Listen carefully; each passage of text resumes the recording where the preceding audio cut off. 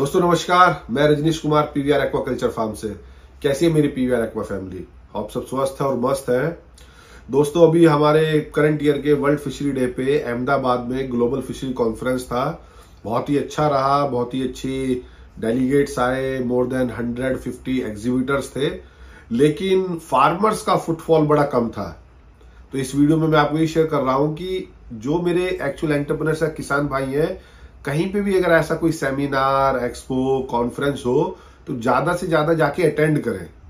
तो कम से कम हम इनपुट सप्लायर और जो आउटपुट बायर्स हैं उनको कहीं ना कहीं हम समझ पाएंगे और हमारी फार्मिंग के लिए बड़ा बेनिफिट रहेगा। दोस्तों इस वीडियो में हम बात करने वाले हैं सीड ट्रांसपोर्ट को लेके। एक किसान भाई ने क्वेरी किया कि मैंने कई बार शेयर भी किया है इनपुट्स, लेकिन सीड ट्रांसपोर्ट के बारे में इस वीडियो में बता रहा हूं।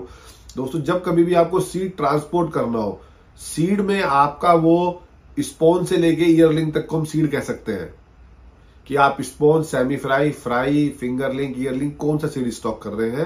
तो किन बातों, मेजर 4-5 बातों का ध्यान रखें, वो मैं आपको शेयर करने जा रहा हूं। सबसे पहले तो जब भी हम सीड ट्रांसपोर्ट करेंगे वो रेस्पेक्टिवली किसी भी साइज का हो, कम से कम 24 से 48 घंटे हम उसकी फीडिंग बंद कर देंगे। दूसरा, जिस दिन हम उसको ट्रांसपोर्ट करेंगे कम से कम 2 से 3 घंटे उसकी कंडीशनिंग करेंगे। कंडीशनिंग हम जनरली एक हापा स्मॉल नेट में लगा के सीड को अपने पोखर से या टैंक में डाल, उसमें एक स्पेसिफाइड एरिया में डाल देंगे। उससे क्या रहेगा कि जो भी, एक तो उसके पेट में एक्सक्रीटा है वो बाहर आ जाएगा, दूसरा जो वीक फिश है या इंजर्ड फिश है या डिजीज फिश है वो हम रिमूव कर देंगे, कि जिससे कि वो जर्नी में खुद तो जाएगी साथ में किसी को और भी ले जाएगी। तो ये सबसे बड़ा बेनिफिट रहेगा। तीसरी बात हमें क्या ध्यान रखनी है सबसे ज्यादा, कि हम ओपन सिस्टम में सीड ट्रेवल करा रहे हैं, क्लोज सिस्टम में करा रहे हैं। ओपन और क्लोज को मैं समझाना चाहूंगा। ओपन का मतलब है कि गाड़ी में आपने तारपुलिन का टैंक या सिंटेक्स की टंकियां रखी हैं, उसमें पानी भरा है, हम लार्ज क्वांटिटी स्मॉल डिस्टेंस पे लेके जा रहे हैं विद एरिएशन। और जो क्लोज सिस्टम है, जो हम पॉलिथीन बैग्स देखते हैं, पॉलिथीन बैग्स हम हमेशा लॉन्ग डिस्टेंस के लिए, स्मॉल साइज के लिए प्रेफर करते हैं।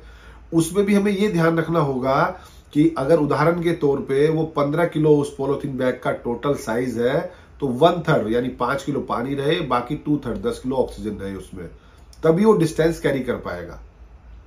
साथ साथ हम ये भी ध्यान रखें कि हम जिस साइज का सीड लेके जा रहे हैं वो साइज हम कितनी दूरी और कितने डिस्टेंस और कितने आवर, ये बड़ा कॉम्बिनेशन रखना पड़ेगा।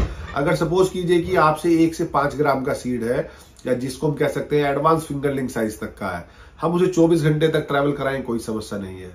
अगर हमारा 5 से 30 ग्राम का सीड है तो हम उसे 12 घंटे तक ट्रैवल कराएं तो कोई समस्या नहीं है। लेकिन अगर हमारा सीड का साइज ही 30 ग्राम, 50 ग्राम, 100 ग्राम है, तो ध्यान रखें, हम जहां भी हम सीड परचेज करें या कहीं हमें शिफ्ट करना है या हमें अपने फार्म पे कल्चर पे करना है, वो 6 से 8 घंटे से ज्यादा उसे ट्रैवल ना कराएं। क्योंकि जितना हम दूर तक ट्रैवल कराते हैं उतना वो स्ट्रेस, उतना उसका इम्यून वीक, उतनी मोर्टिलिटी के चांस, उतना बीमार, डिजीज आउटब्रेक आने के पॉसिबिलिटीज बढ़ जाती है। तो हमें size, distance, water volume, oxygen, ये सारे पैरामीटर का परम्यूटेशन कॉम्बिनेशन लगा के ही सीड को ट्रैवल कराना है।